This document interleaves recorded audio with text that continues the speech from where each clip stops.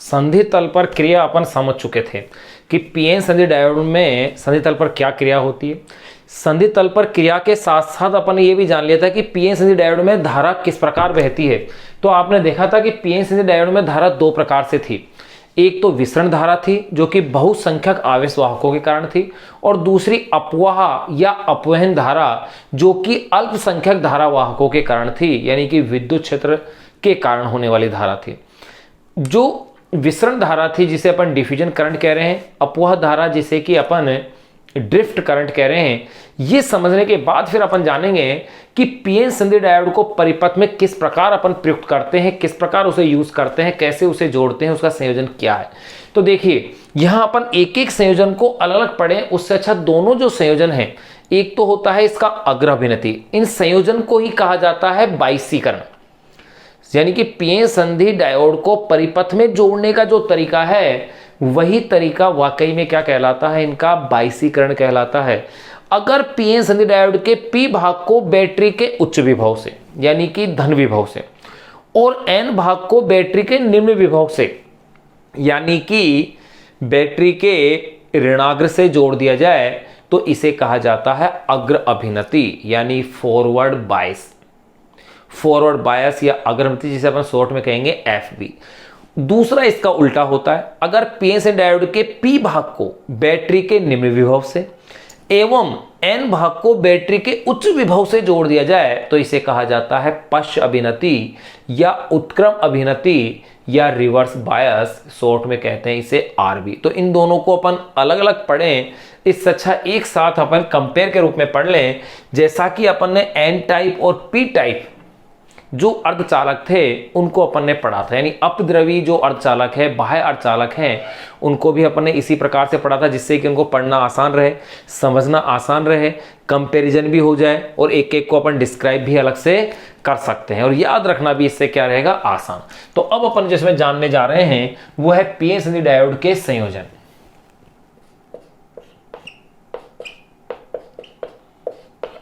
PN संधि diode के संयोजन। पीएन संधि डायोड के संयोजन या इसे अपन कह सकते हैं पीएन संधि डायोड का बाइसीकरण, यानी कि जोड़ने का तरीका। पीएन संधि डायोड का बाइसीकरण।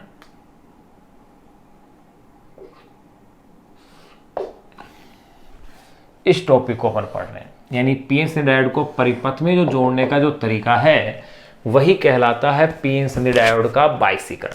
तो मैंने बताया कि दो तरीके से अपन इसे जोड़ सकते हैं। नंबर 1, पहले अपन लेते हैं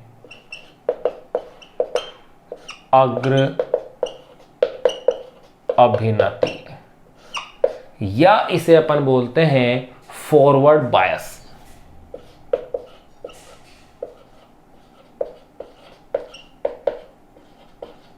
या इसे शॉर्ट में कहेंगे अपन एफबी।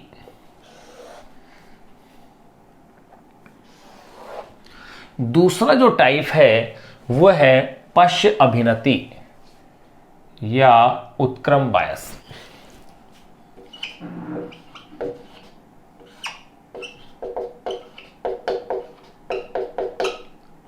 पश्च अभिनति या उत्क्रम बायस या इसे कहते हैं रिवर्स बायस और शॉर्ट में कहेंगे अपन इसे आरबी।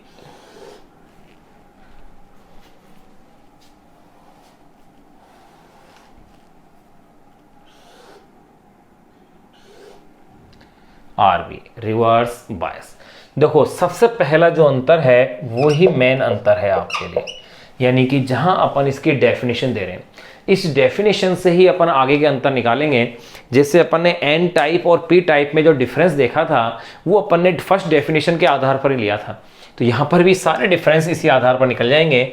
तो मैंने क्या कहा जब पीएन संधि डायोड के पी भाग को बैटरी के उच्च विभव से जोड़ा जाए और एन भाग को बैटरी के निम्न विभव से जोड़ा जाए तो ऐसी स्थिति में पीएन संधि डायोड अग्र अभिनति में कहलाता है। तो अपन कह सकते हैं जब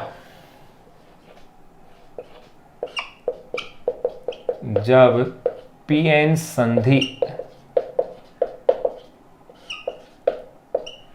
डायोड के पी भाग को बैटरी के उच्च विभव यानी कि हाई पोटेंशियल से एवं एन भाग को बैटरी के निम्न विभव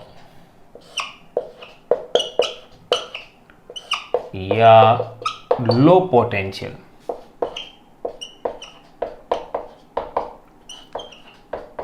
से जोड़ा जाए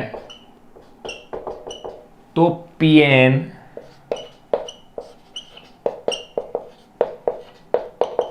संधि डायोड से जोड़ा जाए तो पीएन संधि डायोड अग्र अभिनति यानी कि फॉरवर्ड बायस में कहलाता है। ये डेफिनेशन आपकी करेक्ट रहनी चाहिए क्योंकि इसी पर अपन कई क्वेश्चन सॉल्व करेंगे। आपको डायग्राम दिया हुआ होगा, एक फिगर दिया होगा, उसमें ये पूछा जाएगा कि ये डायोड किस अभिनति में है, उत्क्रम अभिनति में है, पश्च अभिनति में है या अबाइसीकरण है, इसका कैसा है वो आपको बताना है। तो देखो मैंने क्या कहा, जब पीएन संधि डायोड के पी भाग को बैटरी के उच्च विभव से यानी कि पॉजिटिव से यानी पी से पी यूं कह सकते हैं, प्लस से प्लस और माइनस से माइनस अगर जुड़ा हुआ हो तो अपन इसे कहेंगे अग्र अभिनति यानी समान समान, और अगर प्लस से माइनस और माइनस से प्लस जुड़ा हो तो इसे कहेंगे पश्च अभिनति। तो देखिए यहां अपन क्या कह सकते हैं, नंबर 1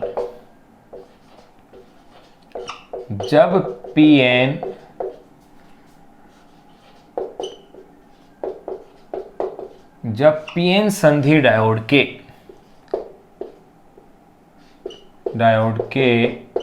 पी भाग को बैटरी के निम्न विभव से तात्पर्य है नेगेटिव, उसका ऋणाग्र यानी इसके पॉजिटिव को किससे जोड़ दें अपन, बैटरी के नेगेटिव से। जब पीएन संधि डायोड के पी भाग को बैटरी के निम्न विभव यानी कि लो पोटेंशियल से एवं एन भाग को बैटरी के उच्च विभव यानी हाई पोटेंशियल से जोड़ा जाए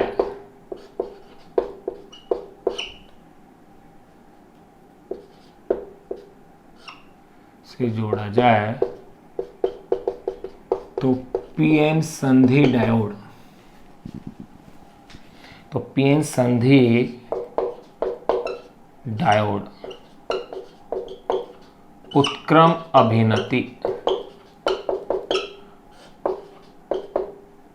उत्क्रम अभिनति कह दो या शॉर्ट में अपन इसे कह देंगे आरबी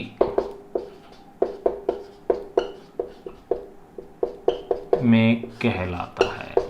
ये लीजिए यहाँ आरबी और यहाँ हो गया है एफबी, फॉरवर्ड बायस, और ये हो गया है रिवर्स बायस। अब देखिए अगर जैसे ये पीएन संधि डायोड है, अपन बनाते हैं इसे, ये इसका पी भाग और ये इसका एन भाग। अगर इसमें मैं क्या कर रहा हूं कि पी भाग को बैटरी के उच्च विभव से, ये बैटरी का प्लस ये माइनस, एक ये कुंजी ले लीजिए, अगर इस तरह से मैंने अगर इसे जोड़ दिया है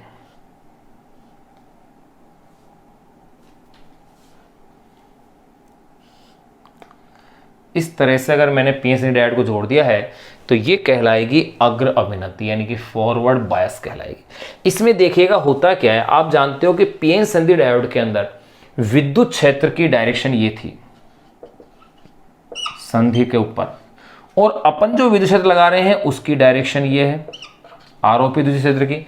तो आप देख रहे हैं दोनों विद्युत क्षेत्र परस्पर विपरीत दिशा में होंगे। दोनों विद्युत क्षेत्र अगर परस्पर विपरीत दिशा में हैं, तो जैसे मान लिया कि अवक्षय क्षेत्र यहां है, तो निश्चित रूप से अवक्षय क्षेत्र का मान इसमें क्या होगा, घट जाएगा, यानी कि ये इस स्थिति में यूं आ जाएगा, ये एक्चुअल अवक्षय क्षेत्र आ जाएगा। तो अपन क्या कह सकते हैं कि इसमें अवक्षय क्षेत्र का मान क्या होता है, घट जाता है। तो देखो मैंने कहा कि डेफिनेशन से ही अपन आगे के और डिफरेंस है वो अपन क्लियर करेंगे। अब देखिएगा, या तो आप डायोड को उल्टा कर दीजिए, यानी कि एन को इधर, पी को इधर कर दें, या फिर बैटरी को चेंज कर दें। चलो बैटरी को चेंज कर देते हैं अपन, किसी एक का सीक्वेंस चेंज कर दें। तो देखिए ये मेरे पास इसका P भाग, ये इसका N भाग है। अब मैं इस P भाग को बैटरी के नेगेटिव से जोड़ता हूं, ये इसका माइनस, ये इसका प्लस, ये कुंजी, ये लीजिए। यहां अगर मैंने इस तरह से जोड़ा है तो ये तो आप भली भांति जानते हो कि बैटरी से जो धारा बहेगी वो उसके प्लस से माइनस के डायरेक्शन में होगी। यहां पर भी करंट का फ्लो का डायरेक्शन ये रहेगा। अब इसमें अपन क्या देखते हैं, अगर यहां अपन ने इसके P भाग को तो माइनस से और N भाग को किससे जोड़ा है, अपन ने बैटरी के प्लस से जोड़ा है। तो ऐसी स्थिति में अपन क्या देख रहे हैं कि जो अपन विद्युत क्षेत्र लगा रहे हैं उसकी डायरेक्शन ये है, उसकी डायरेक्शन क्या है, ये है। और संधि पर जो विद्युत क्षेत्र है AB, उसकी भी डायरेक्शन N से P की ओर है, क्योंकि अपन ये आपने पढ़ा था संधि तल पर क्रिया। वहां आपने गौर से अच्छे से समझिए इस चीज को कि वहां आपने देखा था कि N भाग की ओर तो यहाँ प्लस भाग था और यहाँ क्या था, माइनस वाला हिस्सा था। तो विद्युत क्षेत्र की दिशा ये डायरेक्शन में आ रही थी। तो यहाँ E वेक्टर भी इधर है और अपन क्या देख रहे हैं, EB वेक्टर भी इधर ही है। दोनों की डायरेक्शन अगर एक ही है तो यहां अवक्षय परत की चौड़ाई क्या होगी, बढ़ जाएगी, या यूं कह सकते हैं अवक्षय क्षेत्र का मान क्या होगा, बढ़ जाएगा। जैसे मान लिया कि पहले अवक्षय क्षेत्र इतना था, जैसे ही अपन जोड़ेंगे ये अवक्षय क्षेत्र इतना हो गया, पहले के कंपैरिजन में बढ़ गया। और ध्यान रहे अवक्षय क्षेत्र जितना बढ़ जाता है इसका मतलब उतना ही प्रतिरोध बढ़ जाता है, यानी कि अवक्षय क्षेत्र वाकई में, या यूं कह सकते हैं अवक्षय परत की जो मोटाई होती है ये प्रतिरोध का मापक होता है। ये एक तरह से किसका मापक है, प्रतिरोध का मापक होता है। यानी कि अग्रवायस में जोड़ने पर अवक्षय परत की मोटाई क्या हो रही है, घटी है, यानी प्रतिरोध कम हुआ है, अर्थात इसमें धारा का प्रवाह क्या होगा, आसानी से होगा।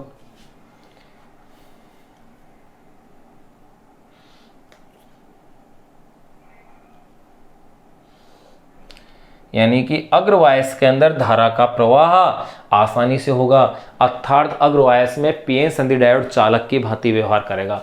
लेकिन पश्च अभिनति में अपन क्या देखते हैं कि पश्च अभिनति में जोड़ने पर अवक्षय परत की चौड़ाई बढ़ गई, अवक्षय क्षेत्र का मान बढ़ गया, इसका मतलब इसके प्रतिरोध के मान में वृद्धि हो गई, यानी धारा का मान बहुत कम हो जाएगा या नगण्य हो जाएगा। अर्थात यहां इस स्थिति में प्रतिरोध अगर उच्च है तो ये अपन ये कह सकते हैं कि पश्च अभिनति के अंदर पीएन संधि डायोड कुचालक की भांति क्या करता है, व्यवहार करता है। अगर यहां प्रतिरोध कम है इसका मतलब धारा यहां जो बहती है वो मिली एम्पियर में बहती है, तो यहां धारा किस में बहेगी, माइक्रो एम्पियर में बहेगी। ये अपन ने डिफरेंस अपने आप जान लिए हैं, समझ लिए हैं। तो ये चीजें क्लियर हो गई कि पहला जो डिफरेंस था वो डेफिनेशन के रूप में था। नंबर सेकंड डिफरेंस देखो, यहां मैं क्या कह सकता हूं, अवक्षय परत पर विद्युत क्षेत्र EB, अवक्षय परत पर विद्युत क्षेत्र EB एवं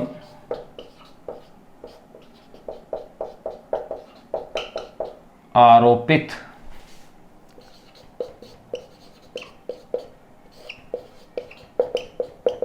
विद्युत क्षेत्र E एक दूसरे की विपरीत दिशा में होते हैं।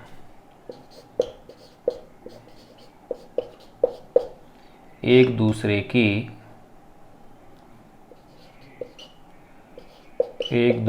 की विपरीत दिशा में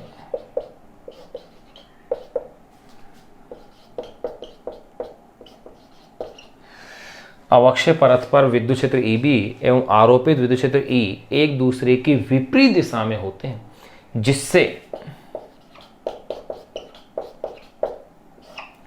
जिससे अवक्षय क्षेत्र या अवक्षय परत भी कह सकते हैं अपन, जिससे अवक्षय क्षेत्र का मान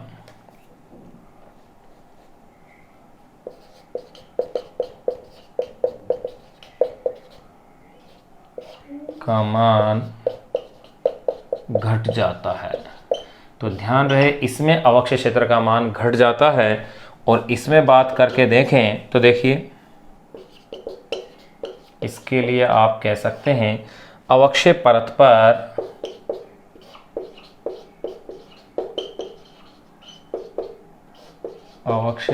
पर विद्युत क्षेत्र EB एवं आरोपित विद्युत क्षेत्र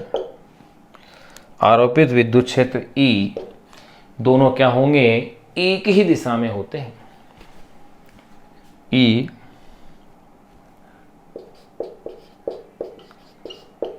एक ही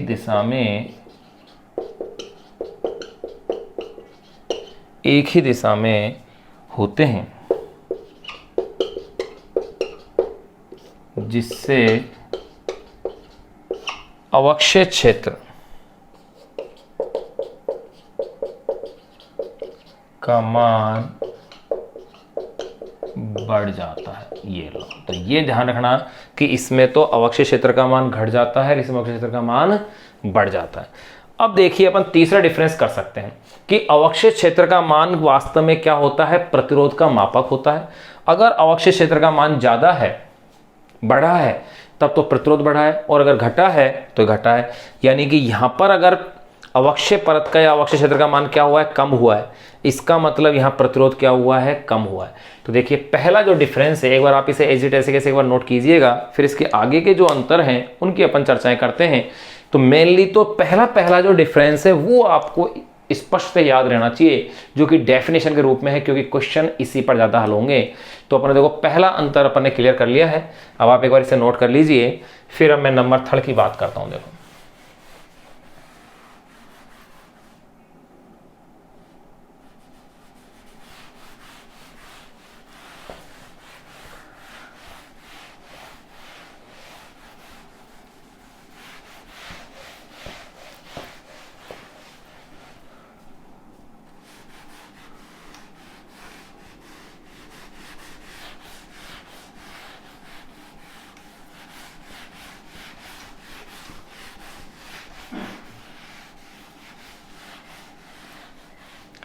तो देखिएगा, अपन ने 2 डिफरेंस तो इसके अंदर देख लिए हैं।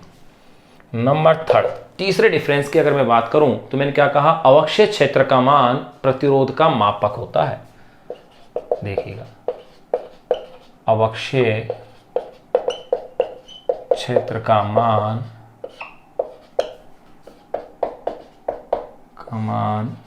प्रतिरोध का मापक होता है।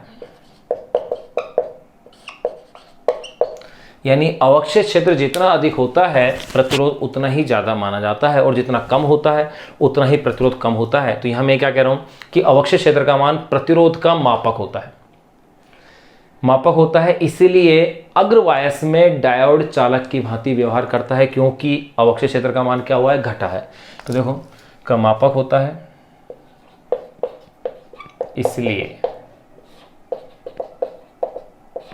अग्रवायस में, इसे अग्रवायस कहते हैं, अग्रवृत्ति कहते हैं, बात एक ही। इसलिए अग्रवायस में डायोड चालक की भांति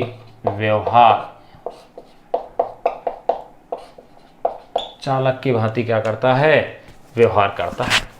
फिर देखिएगा, इसमें नंबर 3 वही सेम पॉइंट अपन लिख सकते हैं, कह सकते हैं कि अवक्षय क्षेत्र का मान या अवक्षय परत की मोटाई डायोड के प्रतिरोध का मापक होता है, तो लेकिन यहाँ पर क्या होगा, अवक्षय परत की मोटाई बढ़ रही है, यानी कि प्रतिरोध का मान क्या होता है, बढ़ता है। तो डायोड का व्यवहार कैसा होता है, कुचालक की भांति। तो देखिए अवक्षय क्षेत्र का मान, अवक्षय क्षेत्र का मान, अवक्षय क्षेत्र का मान, ये कह सकते हैं अवक्षय परत की मोटाई भी कह दो आप इसे चाहो तो, यूं भी कह सकते हैं अवक्षय परत की मोटाई, अवक्षय परत की मोटाई। डायोड के प्रतिरोध का मापक होता है,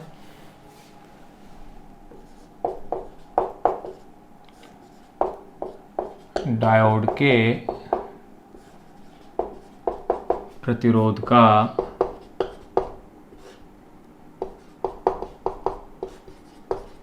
का मापक होता है। इसीलिए पक्षवायस में डायोड कुचालक की भांति व्यवहार करता है। इसलिए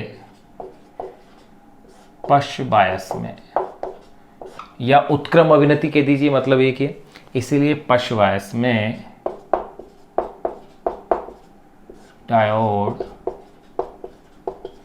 कुचालक की भांति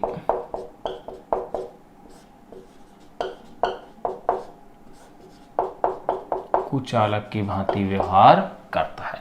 3 डिफरेंस अपने देख लिए। तो देखो पहला डिफरेंस अपने परिभाषा के रूप में देखा, दूसरा जो डिफरेंस अपन ने देखा वो देखा अवक्षय परत की मोटाई के रूप में, तीसरा अपन ने देख लिया चालक और कुचालक की भांति व्यवहार के रूप में।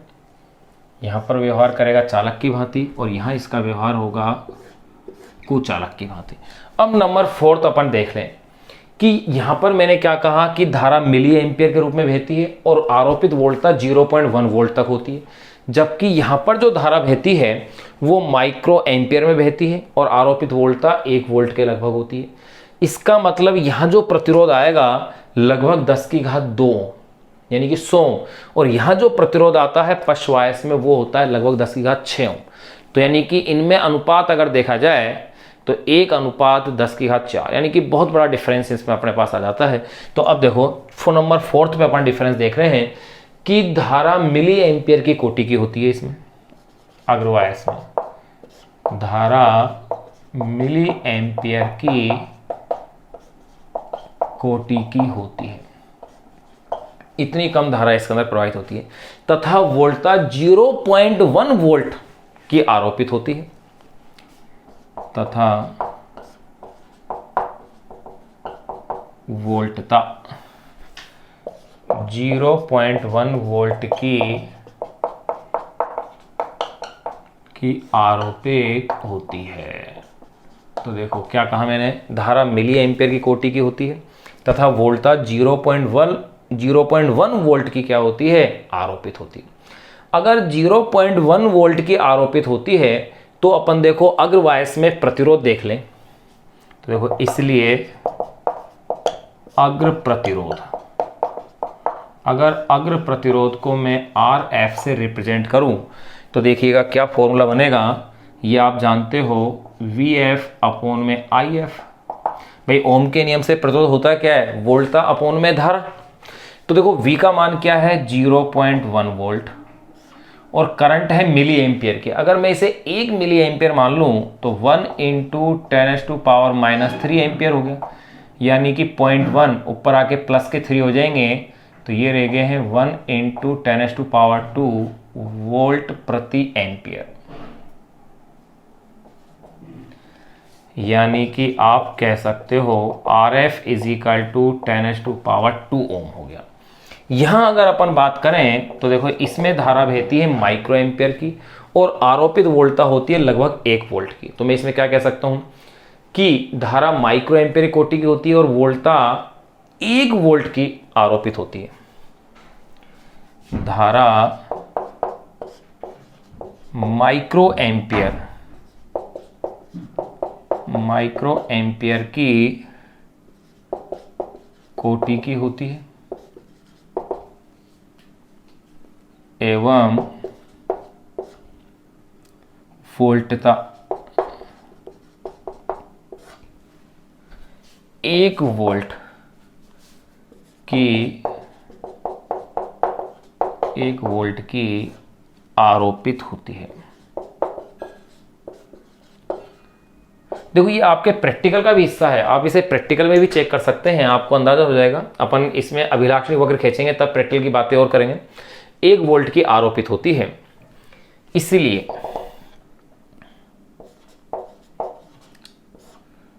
पश्च प्रतिरोध, अगर मैं पश्च प्रतिरोध को लिखता हूं RR, तो ये हो जाएगा VR अपॉन में IR। अब देखिएगा यहाँ पर VR की वैल्यू कितनी है, अप्रोक्स 1 वोल्ट, और ये है माइक्रो में, यानी कि 10⁻⁻6 एम्पियर पे 1 माइक्रो 10⁻⁻6 एम्पियर। तो ऊपर लाइएगा 1 × 10⁻6 वोल्ट प्रति एम्पियर, यानी कि RR ये हो गई है 10⁻6 ओम। इतना प्रतिरोध अपने पास आ गया है, यानी RF और RR। तो ध्यान रहे कि अग्र प्रतिरोध लगभग 10⁻2 ओम है, तो पश्च प्रतिरोध लगभग 10⁻6 ओम है, यानी 10⁻4 का फर्क आ रहा है। तो आप देख सकते हैं कि पश्च अवनति में प्रतिरोध का मान कितना उच्च है और अग्र अवनति में उसकी तुलना में मान कितना कम है। इसीलिए अग्र अवनति के अंदर डायोड चालक की भांति व्यवहार करेगा और पश्च अवनति में डायोड कुचालक की भांति व्यवहार करेगा। तो देखिए 4 डिफरेंस अपन ने देख लिए हैं। नंबर 5 अपन बात कर लें कि आदर्श स्थिति में अपन ये चालक की भांति अगर व्यवहार कर रहा है, तो आदर्श स्थिति में अग्रवायस में डायोड कि अपन प्रतिरोध को अगर शून्य अगर अपन मानते हैं, तो आदर्श डायोड के लिए प्रतिरोध शून्य मानते हैं, तो पश्च अवनति में क्या माना जाएगा, अनंत माना जाएगा। तो अपन नंबर 5 पे ये कह सकते हैं कि आदर्श स्थिति में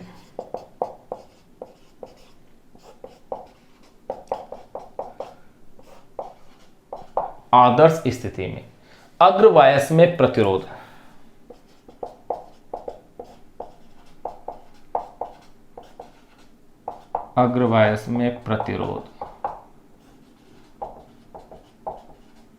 शून्य माना जाता है।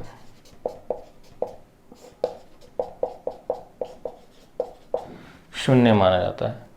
नंबर इसमें देखिएगा 5, यहां अपन कह सकते हैं आदर्श स्थिति में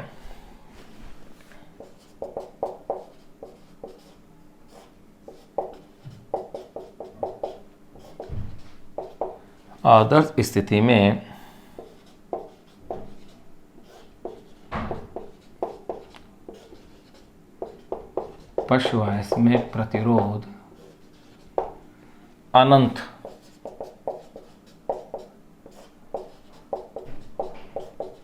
माना जाता है। तो ये ध्यान रखिएगा, यहाँ ये अनंत होगा तो यहाँ ये कैसा होगा, शून्य माना जाएगा। तो अपने देखो 5 डिफरेंस अपन इसे जान लिए हैं। नंबर 6 डिफरेंस की बात और अपन कर लें। इसमें विसरण धारा अधिक होती है। जब अपन अग्रवायस में जोड़ते हैं तो विसरण धारा का मान ज़्यादा आता है और अपवहन धारा का मान क्या होता है, कम होता है या नगण्य नहीं होता है। लेकिन उत्क्रम अभिनति के अंदर अपवहन धारा का मान ज़्यादा होगा और विसरण धारा का मान क्या होगा, अल्प होगा या नगण्य होगा। तो नंबर 6 में कह सकता हूँ विसरण धारा अधिक और अपवहन धारा कम होती है।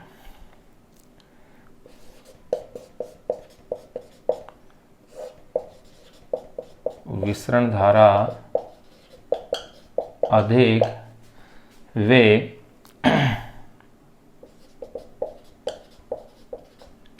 अपवहन धारा नगण्य होती है या बहुत कम होती है, घट जाती है कह सकते हैं। इसीलिए नेट जो धारा होती है, इसलिए अग्रवृत्ति में नेट जो धारा ली जाएगी वो एक्चुअली कौन सी होगी, विसरण धारा ही होगी। ध्यान रखना भाई इस बात का, यानी अग्रवृत्ति में जो नेट धारा होगी वो कैसी होगी, विसरण धारा होगी। यहां देखें अपन इसमें, यहां इसके अंदर क्या होगी, अपवहन धारा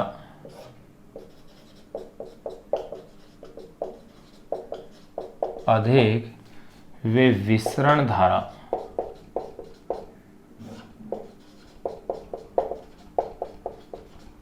नगण्य हो गया। अपवहन धारा अधिक वे विसरण धारा इसके अंदर कैसी है, नगण्य होगी। इसलिए इसमें जो नेट धारा की बात करें तो वो हो जाएगी अपवहन धारा ही हो जाएगी। तो यहाँ इसके अंदर जो धारा रहेगी वो रहेगी अपवहन धारा। अब देखिए, अगर ये तो अपन ने इसकी बाइसिंग की बात कर ली कि अग्रवृत्ति के अंदर ऐसा है, पश्चवृत्ति में ऐसा है, तो इसका अगर मान लो अगर पीएन संयोजन जंक्शन को किसी भी बैटरी से जुड़ा ही नहीं हो, किसी भी बैटरी से जुड़ा नहीं हो, तो उस स्थिति में कौन सी धारा अधिक होगी, विसरण धारा अधिक होगी या अपवहन धारा अधिक होगी। तो ध्यान रहे इस स्थिति में दोनों धाराएं लगभग बराबर होंगी, फलस्वरूप नेट धारा का मान क्या होगा, 0 होगा। तो ये अपन नोट लगा के लिख सकते हैं। तो देखिए अपन ने जो डिफरेंस किए हैं जरा फटाफट से आप सुन लें, क्योंकि फिर अपन पीएन संधि डायोड के सिंबल या उसके प्रतीक की बातें और करेंगे। सबसे पहला डिफरेंस तो अपन को ध्यान रखना है उसकी डेफिनेशन के रूप में, कि डेफिनेशन में दूसरा डिफरेंस अपन ने देखा था अवक्षय परत की मोटाई के रूप में। फिर तीसरा जो डिफरेंस अपन ने देखा वो अवक्षय क्षेत्र के प्रतिरोध के मापक के रूप में, यानी चालक और कुचालक के रूप में। फिर चौथा अपन ने देखा कि धारा जो अग्रवायस में होती है वो मिली एम्पियर में होती है, जबकि पश्चवायस में माइक्रो एम्पियर में होती है। अग्रवायस में आरोपित वोल्टता 0.1 वोल्ट होती है, जबकि पश्चवायस में आरोपित वोल्टता 1 वोल्ट होती है। अग्रवायस में अगर प्रतिरोध की बात करें तो वो 10⁻2 ओम होता है, जबकि पश्चवायस में प्रतिरोध 10⁻6 ओम होता है। फिर यहाँ देख लिया कि आदर्श स्थिति में अग्रवायस में प्रतिरोध 0 माना जाता है, जबकि यहाँ आदर्श स्थिति में पश्चवायस में प्रतिरोध अनंत माना जाता है। अग्रवायस में विसरण धारा ही होती है मेनली, जबकि इसके अंदर अपवहन धारा या अपवाह धारा होती है पश्चवायस के अंदर। एक बार आप इसे नोट कीजिएगा एज इट ऐसे कैसे, फिर आगे के पॉइंट और अपन डिस्कस करते हैं। एज इट ऐसे कैसे आप इसका स्क्रीनशॉट भी ले सकते हैं। अब देखिएगा, अग्र अभिनति और पश्च अभिनति दोनों अपन ने जान ली है, दोनों में डिफरेंस भी अपन ने समझ लिया है। अब यहां अगर किसी एक के बारे में आपको लिखना हो तो आप इजीली आप इसे लिख सकते हैं।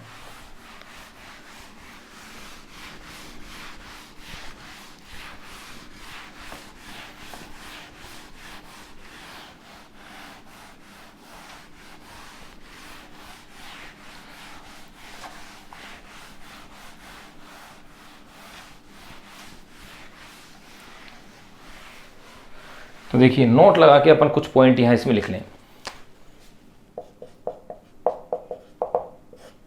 नोट में एक पॉइंट तो अपन लिख सकते हैं कि यहां तो अपन एक चीज देखी थी कि अगर पीएन संधि डायोड को अपन ने अग्र अवनति या पश्च अवनति के रूप में जोड़ा तो आपने देखा कि अग्र अवनति के अंदर विसरण धारा अधिक थी और पश्च अवनति के अंदर अपवाह धारा या अपवहन धारा अधिक थी।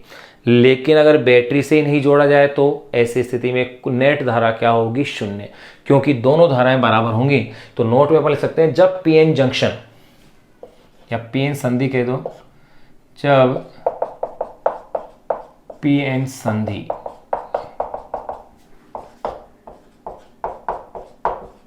या पीएन जंक्शन को किसी बैटरी से नहीं जोड़ा गया हो, या यूं कह सकते हैं जब पीएन संधि किसी बैटरी से जुड़ा न हो तो, किसी बैटरी से जुड़ा न हो तो ऐसी स्थिति के अंदर क्या होगी कि जो आई अपवहन यानी जो अपवहन धारा है ये लगभग बराबर, क्या बराबर ही मान लो, आई विसरण यानी कि विसरण धारा के बराबर होगी। और अगर दोनों ही बराबर हो गई, और आपको पता है इनकी दिशाएं ऑपोजिट होती है, इसलिए जो नेट धारा होगी वो इसमें क्या आ जाएगी, 0 आ जाएगी, यानी किसी प्रकार की कोई धारा नहीं होगी।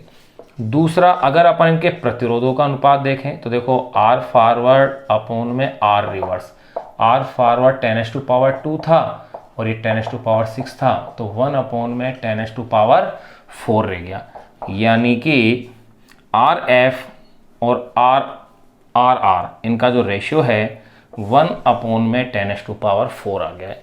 यहाँ अपन ने पीएन संधि डायोड के संयोजन के दोनों जो पॉइंट थे वो अपन ने कंप्लीट कर लिए हैं कि भाई अग्रवायस और पश्चवायस, और दोनों में डिफरेंस को भी समझ लिया है।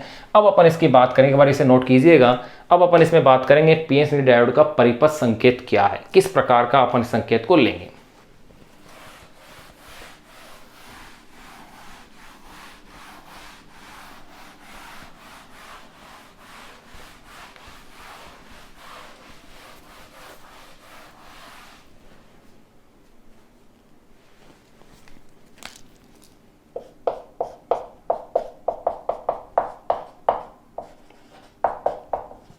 पीएन संधि डायोड का परिपथ संकेत।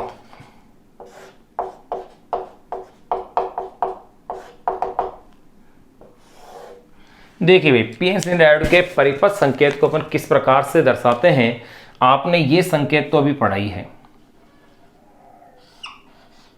कि यहां आपने ये इसका P और ये इसका क्या लिया है N, और ये इसके दोनों टर्मिनल हैं जिसकी सहायता से अपन इसे परिपथ में जोड़ेंगे। लेकिन आजकल इस तरह का प्रतीक प्रयुक्त न करके इसकी जगह ये इस प्रकार से लिया जाता है।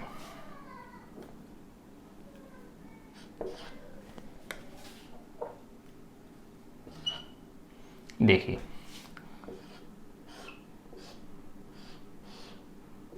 इस प्रकार से ये सिंबल लिया जाता है पीएन संधि डायोड का, जिसका ये वाला जो भाग है ये इसका P और ये वाला भाग N कहलाता है।